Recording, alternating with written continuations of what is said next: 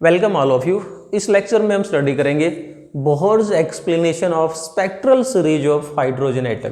मतलब क्या है इसका कि हाइड्रोजन एटम के लिए अलग अलग प्रकार की जो स्पेक्ट्रल लाइन उस टाइम पर ऑब्जर्व की थी, जैसे Lyman series, Balmer series, Paschen series, उनको बोहर ने किस प्रकार से एक्सप्लेन किया।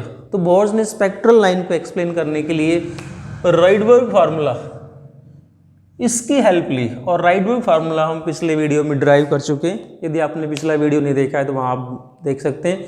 तो राइडबर्ग फार्मूला क्या होता है? According to Rydberg formula, new bar, जिसको हम क्या कहते हैं, wave number, that is equal to 1 by lambda is equal to R 1 upon n1 square minus 1 upon n2 square. तो इस फार्मूले में आर क्या है? आर इज राइडबर्ग कॉन्स्टेंट, जिसके लिए फार्मूला क्या था? 2 pi square M K square E 4 upon C H cube. और आर की वैल्यू ये होती है 1.097 into 10⁻⁷ per metre. This is the value of R. अब बोर्स ने क्या कहा कि लाइमन सीरीज को एक्सप्लेन करने के लिए बोहर ने इस फार्मूले से किस प्रकार से एक्सप्लेन किया लाइमन सीरीज को। Lyman is the name of scientist, जिसने जो स्पेक्ट्रल लाइन ऑब्जर्व की थी उसने अपने नाम पे इन सीरीज का नाम क्या रख दिया? Lyman series. तो बोहर के अनुसार लाइमन सीरीज कब ऑब्टेन की जाती है? यदि इलेक्ट्रॉन किसी भी हायर ऑर्बिट से जंप करके फर्स्ट ऑर्बिट में आए, तो इस फार्मूले के according if n1 is equal to 1 और n2 की वैल्यू हम क्या पुट कर देते हैं? 2, 3, 4, 5 एंड सो ऑन। मतलब कोई भी किसी भी हायर ऑर्बिट, कहाँ से शुरू करना है? हायर ऑर्बिट 2 से, दूसरे से जंप करके इलेक्ट्रॉन यदि पहले में आए, तीसरे से पहले में आए, चौथे से पहले में आए, मतलब electron jumps to first orbit from any higher orbit, तो हमें कौन सी सीरीज मिलती है? Lyman series is obtained. So Lyman series के लिए यदि हम फर्स्ट लाइन की बात करते हैं तो first line of Lyman series कब ऑब्टेन की जाएगी? यदि n1 की वैल्यू 1 हो और n2 की वैल्यू कितनी हो? 2। सो फर्स्ट लाइन के लिए यदि हम यहाँ से वेवलेंथ निकालें तो क्या आएगा हमारे पास में? 1 by lambda, that is new bar is equal to 1 by lambda is equal to R 1 upon n1 का स्क्वायर।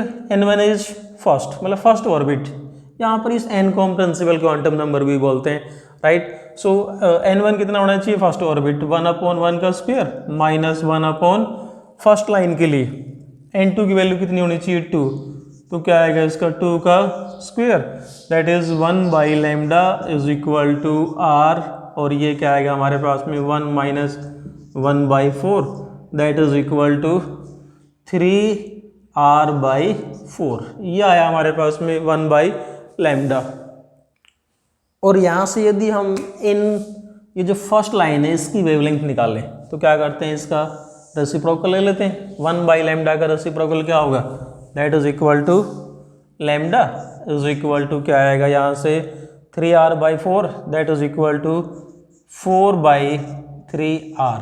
और यहाँ पर इस फार्मूले में यदि हम r की ये वाली वैल्यू पुट कर देंगे तो हमारे पास में वेवलेंथ लैम्डा जो आ जाएगी, that is equal to 1216, nearly equal to 1216 angstrom, and we know that when angstrom is 10⁻⁻10 metre, this is the maximum wavelength।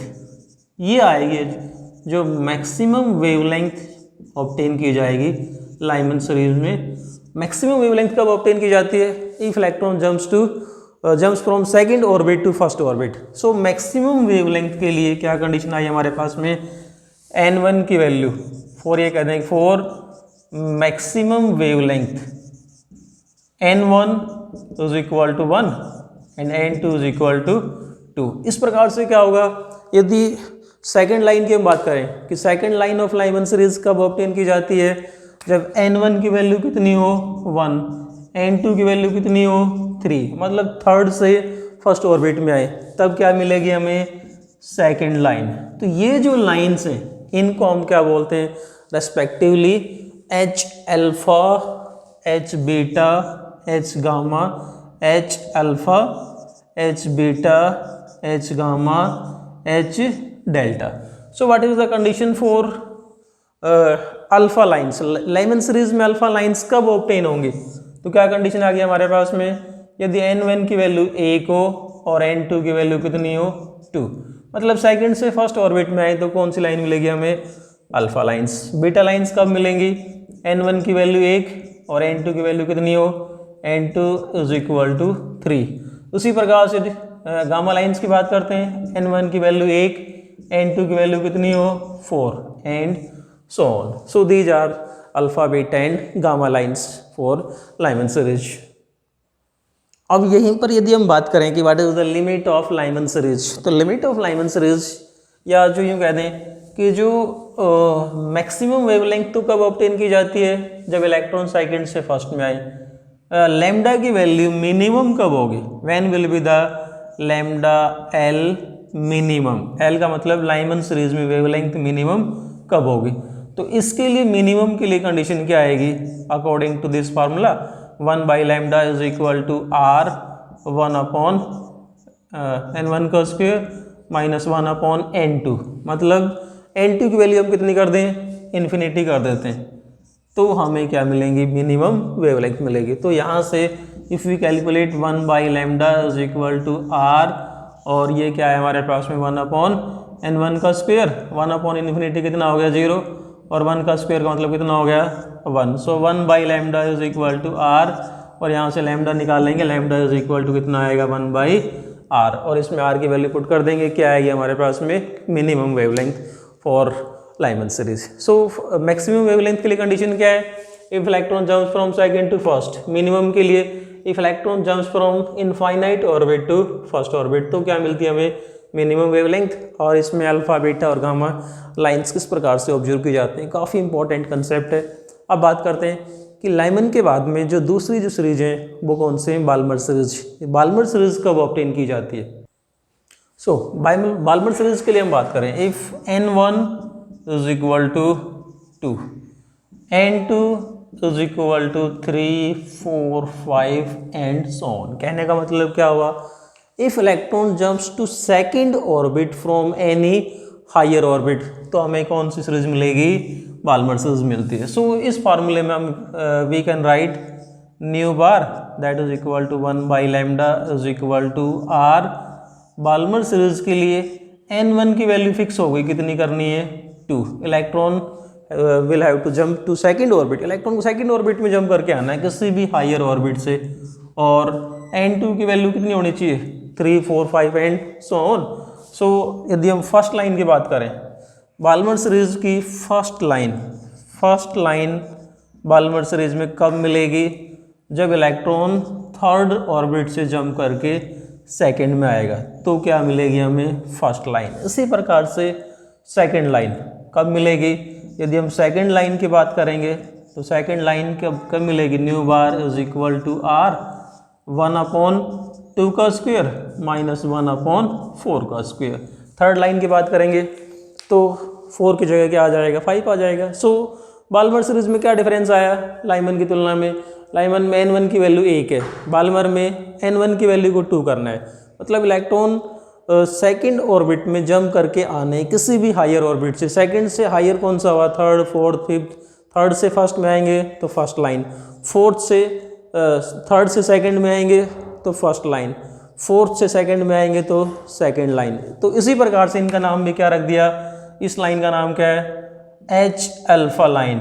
If electron jumps to second orbit, n2 की वैल्यू कितनी है 2 और n3 की value कितनी है sorry n1 की value 1 और n2 की वैल्यू कितना करना है, n1 तो 2 हो गया और n2 की वैल्यू 3। यदि तीसरे से इलेक्ट्रॉन जंप करके सेकंड ऑर्बिट में आते हैं तो फर्स्ट लाइन जिसका नाम क्या होगा H अल्फा।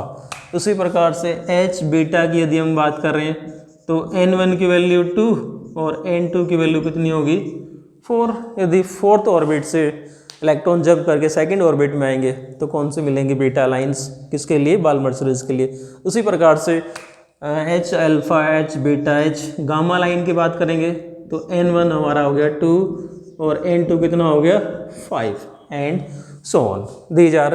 अब यहाँ पर भी वही कंडीशन है कि बाल्मर सीरीज में मैक्सिमम वेवलेंथ कब मिलेगी, मैक्सिमम वेवलेंथ के लिए कंडीशन कौन सी आ गई कि जो n2 की वैल्यू है वो कितनी होनी चाहिए 3, n1 की वैल्यू 2। 2 होगी। तो यहाँ से क्या मिलेगी हमें, मैक्सिमम वेवलेंथ मिलती है, राइट। अब देखो यदि जो लाइमन सीरीज है, लाइमन सीरीज तो कौन से रीजन में लाई करती है, Lyman series lies in the ultraviolet region, जो हमने लास्ट में बात की थी। लाइमन सीरीज कौन से रीजन में लाई करती हैं, अल्ट्रा वायलेट रीजन में। और बाल्मर सीरीज जो लाई करती है, Balmer series lies in the visible part, ये लाई करते हैं कौन से रीजन में, this lies in the visible part of spectrum, right. उसी प्रकार से यदि हम अगली सीरीज की बात करें तो अगली सीरीज कौन सी आएगी हमारे पास में, सो पास्टन सीरीज कब ऑब्टेन होगी, यदि हम n1 की वैल्यू को क्या पुट कर देते हैं 3 और n2 की वैल्यू 3 से ऊपर कोई भी ऑर्बिट, मतलब चौथा, पांचवा, छठा, सातवां, आठवां, if electron jumps to third orbit from any higher orbit, तो कौन सी सीरीज मिलती है, पास्टन सीरीज मिलती है। अब इसमें भी यही कंडीशन आती है कि मैक्सिमम वेवलेंथ कब ऑब्टेन होगी, मिनिमम वेवलेंथ कब ऑब्टेन होगी।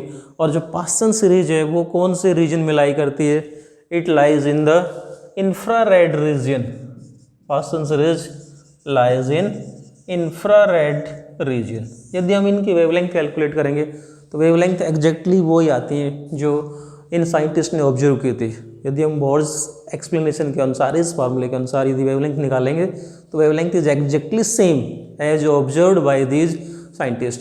सो इसी प्रकार से हमारे पास में जो अगली जो सीरीज है वो कौन सी आती है, Brackett series, right. Brackett series में क्या कंडीशन आ जाएगी, ब्रैकेट सीरीज में हम ये कह सकते हैं कि इलेक्ट्रॉन्स कौन से ऑर्बिट में जंप करके आने चाहिए, n1 की वैल्यू क्या होनी चाहिए 4 और n2 की वैल्यू 5, 6, 7 एंड सो ऑन।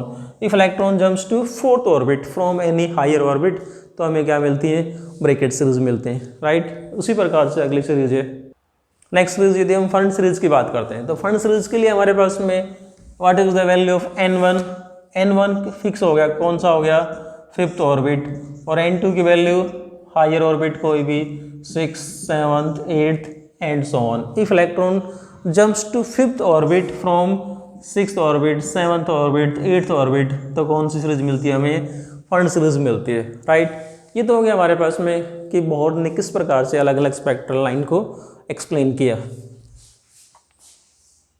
अब इनको हम एक डायग्राम के द्वारा दिखा सकते हैं। देखो डायग्राम बनाते हैं। इन सभी स्पेक्ट्रल लाइंस को यदि हम डायग्राम के द्वारा शो करें तो first Lyman series, Lyman series कब मिलेगी हमें, सो दिस इज न्यूक्लियस, तो ये हो गया हमारा फर्स्ट ऑर्बिट। यदि इलेक्ट्रॉन सेकंड से जंप करके फर्स्ट में आए, थर्ड से जंप करके फर्स्ट में आए, फोर्थ से जंप करके फर्स्ट में आए, फिफ्थ से जंप करके फर्स्ट में आए, तो कौन सी सीरीज मिलेगी हमें, लाइमन सीरीज, राइट।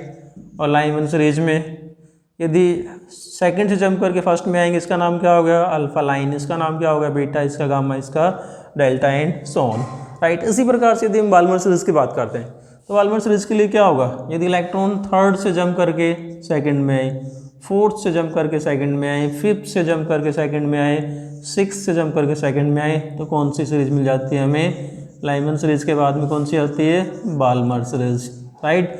फिर पास्टन सीरीज, पास्टन सीरीज में क्या होगा, if electron jumps to third orbit from any higher orbit, right, तो कौन सी सीरीज मिल जाएगी हमें, पास्टन सीरीज, राइट। उसी प्रकार से हम यदि ब्रैकेट सीरीज को शो करेंगे तो ब्रैकेट सीरीज में क्या होगा, if electron jumps to fourth orbit from any higher orbit, right, first, second, third, fourth, ये फोर्थ ऑर्बिट हो गया, फिफ्थ से फोर्थ में, सिक्स से फोर्थ में, राइट, तो हमें कौन सी सीरीज मिल जाती है, ब्रैकेट सीरीज मिल जाती है, राइट। इसी प्रकार से यदि हम फंड सीरीज की बात करते हैं, if electron jumps to fifth orbit from higher orbit, मतलब सिक्स से जंप करके फिफ्थ में आए, और आगे सेवन्थ ऑर्बिट होगा, और आगे एट्थ ऑर्बिट होगा, वहाँ से जंप करके किस में आए, फिफ्थ में आए, तो हमें फंड सीरीज इज ऑब्टेन्ड। सो ये था हमारे पास में concept explanation of spectral line. Thanks and keep on watching.